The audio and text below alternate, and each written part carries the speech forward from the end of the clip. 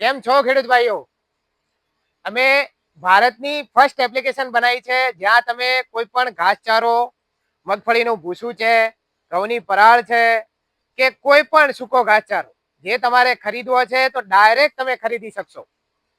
એના સિવાય તમારે કોઈ ઘાસચારો તમે પશુપાલન સાથે જોડાયેલ નથી પણ ખેતી છે અને વેચવો છે તો વેચી પણ શકો છો.